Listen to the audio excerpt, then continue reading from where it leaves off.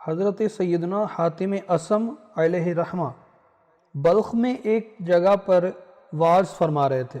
اس مجلس میں ہر طبقے سے تعلق رکھنے والے لاتعداد افراد حاضر تھے۔ دوران وعظ حضرت حاتم اصم علیہ رحمہ نے رب ذوالجلال کی بارگاہ میں ایک دعا عرض کی کہ اے خدا عز و جل، اس مجلس میں جو سب سے زیادہ گناہگار ہو اس کی بھی مغفرت فرما دے۔ اتفاق سے اسی مجلس میں ایک کفن چور بھی موجود تھا۔ وعظ ختم ہوا، تمام لوگ اپنے اپنے ٹھکانوں کو واپس لوٹ گئے۔ جب رات ہوئی تو وہی کفن چور اپنے معمول کے مطابق قبرستان پہنچ گیا۔ کفن چوری کے لیے ایک تازہ قبر کو اس نے منتخب کر رکھا تھا، بس وہ اپنے کام میں مصروف ہو گیا۔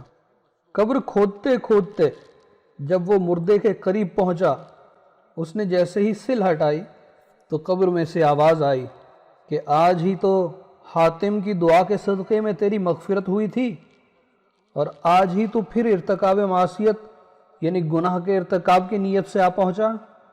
یہ ندا سن کر وہ اپنے کام سے باز آیا اور ہمیشہ کے لیے توبہ تائب ہو گیا۔